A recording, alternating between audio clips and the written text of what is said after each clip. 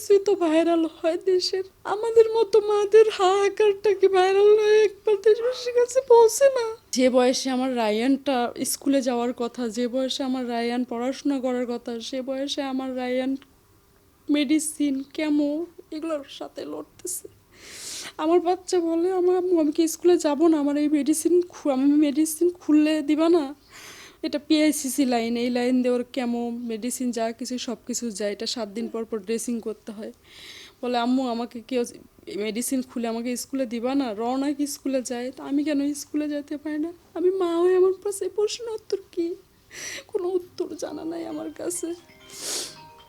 এখন একমাত্র আপনারা দেশবাসী, আপনারা ভাইয়েরা, সাংবাদিক ভাইয়েরা, অনেক কিছুই তো ভাইরাল হয় দেশের। আমাদের মতো মাদের হাহাকারটা কি ভাইরাল হয়ে একবার দেশবাসীর কাছে পৌঁছে না? সরকারের দৃষ্টি আকর্ষণ হয় না? মানবিক ভাইদের কাছে পৌঁছে না? তারা কি এটা দেখতে পারে? আমি তো এটা কিভাবে বুঝাবো? আমার ভিতরের কষ্ট, যন্ত্রণা, আমার এই ভিতরের হাহাকার যদি আপনারা একবার বুঝতে পারতেন।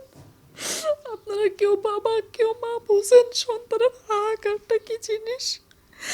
আমি বুঝতে পারতেছি ভাই, আমি বুঝতে পারতেছি। আমি ঘুমাইতে পারি না সারা রাত, সন্তানায় ছটফট করি। আমি মেন্টাল ডিপ্রেশন ওষুধ খাই, আমাকে ঘুমের মেডিসিন খাইও আমি ঘুমাইতে পারি না সারা রাত। আমার জীবনটা এত হাহাকারের উপর দিয়ে যাচ্ছে। আমায় দয়া করে আপনারা সবাই পাশে থাকেন, আপনারা সবাই সহযোগিতা করুন আমার রায়ানকে। আমি বিশ্বাস করি আমার রায়ান সম্পূর্ণ সুস্থ হয়ে আমার কোলে ফিরে আসবে। আমার বাচ্চা প্রায় শুয়ে থাকে, বালিশে শুয়ে থাকে, বলে আমি বলি বাবা তুমি শুয়ে আছো কেন? বলতেছে কারোর সাথে কোনো কথা বলে না, চুপচাপ। এখন তো কথা বলতেছে, ওর মানে ছটপটানিটা দেখতে পারতেছেন। কিন্তু আমি যখন ওকে 24 ঘন্টা বিছানায় দেখছি তখন কেমন লাগে? আমার বাচ্চা বলে আমার ব্রেনের সমস্যা হচ্ছে, আমি উঠতে পারতেছি না আম্মু। তখন কেমন লাগে? খাবার দিলে খাবারটা বমি করে দিচ্ছে। গতকাল থেকে আমার বাচ্চাটা একটু মুখে খাবার নিচ্ছে। কি বলে 2025 সালের নভেম্বর মাসে ও রিল্যাপস করলো।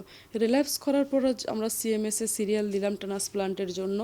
তো সিএমএসে যখন সিরিয়ালের ডেট আসলে, এর মধ্যে আমরা বিভিন্ন মিডিয়ার কাছে গেছি, কিন্তু সোশ্যাল মিডিয়া থেকে আমরা ওইভাবে কারো কাছে সাড়া পাইনি।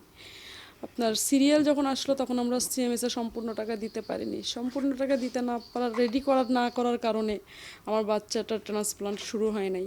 তখন বাচ্চাকে কেমো দিয়ে রানিং রাখছে। কেমো রানিং অবস্থাতে আমার বাচ্চা তৃতীয়বারের মতো রিল্যাপস করে, অর্থাৎ ক্যান্সারের জীবাণু আবার ফিরে আসে। ক্যান্সারের জীবাণু ফিরে আসে আবার আমরা ক্যান্টনমেন্টে আমরা আবার নতুন করে সিরিয়াল দিয়েছি, যেটা আমরা প্রত্যেকটা কাগজ আপনাদের দেখাইছি, প্রেজেন্ট করছি প্রত্যেকটা কাগজ। এখন যদি আপনারা সবাই যদি আমার রায়ানের পাশে না দাঁড়ান, সবাই মিলে যদি সহযোগিতা না করেন, আমি এবারও বাচ্চাকে ট্রান্সপ্লান্ট করাতে পারবো না। আমার জীবনটা শেষ হয়ে যাবে, কারণ আমি আমার রায়ানকে ছাড়া বাঁচতে পারবো না। ওর বাবার কাছ থেকে বোন মেরুটা নেবে, হ্যাপলো হবে এটা, যেটার খরচ অনেক ব্যয়বহুল। ডাক্তাররা বলছে এটাই আমাদের জন্য শেষ সুযোগ। আল্লাহ যদি রহম করে এটাতেই করবে, তাছাড়া আমাদের অন্য কোনো পথ নেই। যে পথটা ট্রিটমেন্টের পর থাকলে আমরা ট্রিটমেন্টই চালিয়ে যেতাম, এভাবে সবার কাছে আকুতি মিনতি করতাম না। যেহেতু এক মোটে আমাদের এতগুলো টাকা দরকার, সেজন্য আমাদের দেশবাসীর কাছে সহযোগিতা দরকার।